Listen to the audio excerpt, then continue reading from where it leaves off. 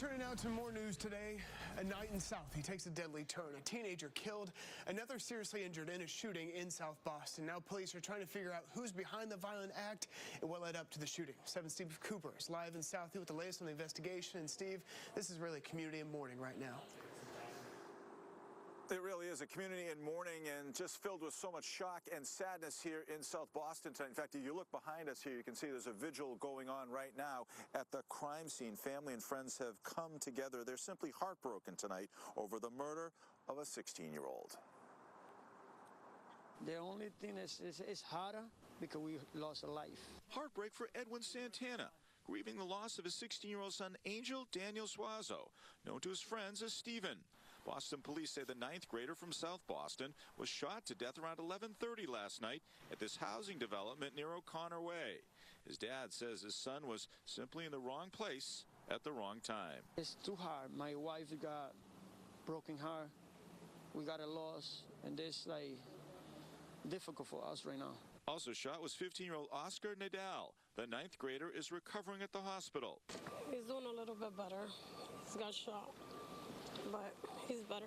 An outraged Boston mayor calling the double shooting disturbing. It's sad anytime anyone loses their life, but when you get a 15-year-old and a 16-year-old, there's a little more to that one because you're talking, they're babies. Homicide detectives spent hours processing the crime scene before an appeal from the police commissioner overnight. We need the public's help on this. Obviously, it's a cold night out here. I don't think there was many people out. Overcome with grief, family and friends of the victim wrestle with their sadness. And to the person that shot your son, your message is turn yourself in? Basically, yeah, turn yourself in. We're going to find you. We're going to find you who did this. You know, it's something we're not going to stop until we find you. Tonight, candles burning at this glowing memorial and a growing memorial at the same time, and family members say they're just appealing to anyone who knows anything about where the person or the people are involved with all this to come forward. At the same time, Boston police say their investigation is ongoing, and one of the things they're doing right now is taking a look at surveillance cameras from in and around the neighborhood to see if they can identify the shooter. We're live in South Boston tonight. Steve Cooper, 7 News. And police are searching for a suspect after a construction crime in Cambridge. They say someone stole a backhoe before smashing it into several cars there. And this morning, residents got a rude awakening, discovering quite a bit of damage. 7's Jonathan Hall has more. It was very early this morning, about 4 a.m., when residents were awakened to crashing sounds. Police say somebody stole this backhoe and crashed it into several cars, creating a whole lot of damage.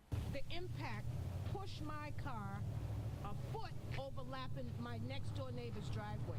Longtime resident Portia Battle dialed 911 after spotting the backhoe, but she says she did not get a good look at the person operating it. The bright white lights of the backhoe was on, and because of the glare of the light, I wasn't able to see if the person had on a black coat or a hoodie. Cambridge police say the backhoe hit a total of 5 cars on Hubbard and an adjacent street, Richdale, so body shops will be busy. Police say a Canton company owns the backhoe and it went missing at a construction site on New Street, a mile away from the wrecked cars. This machine was missing until 7:45 a.m. when a police officer in the area spotted it by Graham and Park's Alternative School. That is less than a mile from the streets with the damaged vehicles. I haven't seen this in the 31 years as a police officer. This is a rarity. Some residents wonder whether the damage was intentional or just somebody who doesn't know how to operate a backhoe. He could have been drunk on drugs. Who knows? You know what I mean? 4 o'clock in the morning. Who knows? Cambridge police have determined who owns the backhoe, but they have yet to arrest anyone for stealing it. They're asking for your help if you know anything. In Cambridge, I'm Jonathan Hall, 7 News. Also on 7, the FBI is joining in on the search for a missing 3-year-old girl in North Carolina. An Amber Alert has been issued for Mariah K. Woods. The girl's mother says she put her to bed at their home Sunday night. The mother and her live-in boyfriend then reported the little girl missing on Monday morning. Child abduction search teams have joined local and state police to look for the little girl. They're using helicopters and drones to help with the search. The sheriff's office has not ruled out the possibility of an abduction, but the girl's father thinks it's unlikely. Somebody just walked right up in there grabbed a 3-year-old out of bed. She didn't cry, she didn't scream, nobody heard nothing. 4 people in the house, 2 adults and 2 kids, and somebody just comes up and snatches the baby up and walks out. And police say they are also questioning the girl's family. The 7 News now turning to a school controversy and a Virginia mom in trouble. She's now facing felony charges, but says she was only trying to protect her daughter. Now, the woman says her daughter was being bullied and that the school wasn't doing anything to stop it. So she gave her daughter an audio recorder to take to class and then put her in her backpack. Chris Anderson has more on what happened next. She had been kicked in her stomach and hit with a jump rope on the playground, and I wasn't notified by the school. When Sarah Sims' 9-year-old daughter told her she was being bullied at school, Sims tried to get her help. She called and emailed the administrators at Ocean View Elementary School in Norfolk, Virginia.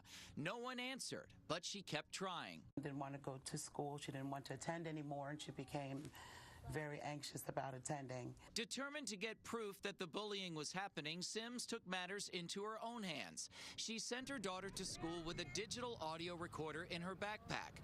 In the classroom, it was constantly running at her daughter's desk, recording the school day.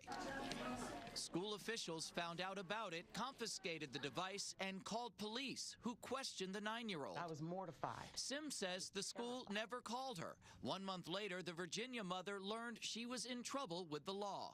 Next thing I know, I'm a felon now. I've got felony charges and a misdemeanor when I'm trying to look out for my kid.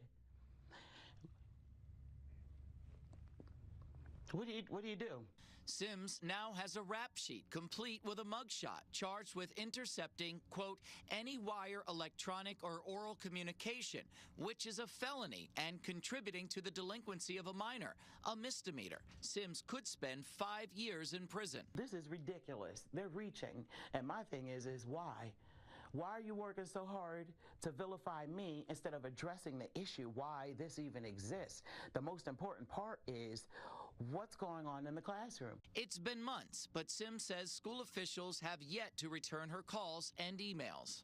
Sims and her attorney are hoping that if they get word out that the charges will be dropped. In the newsroom, Chris Anderson, 7 News. And much more still to get to on the news station ahead on 7, a decoration dispute. Neighbors want a Connecticut family to take down their Christmas display that draws huge crowds to their community. And we're following developing news back here at home. We're learning more after a Haverhill High School student allegedly attacked a teacher. We'll have a live report. And we're staying on top of several breaking stories ahead at 6, including troubling tests out of North Korea. The country firing a ballistic missile. Now President Trump is responding.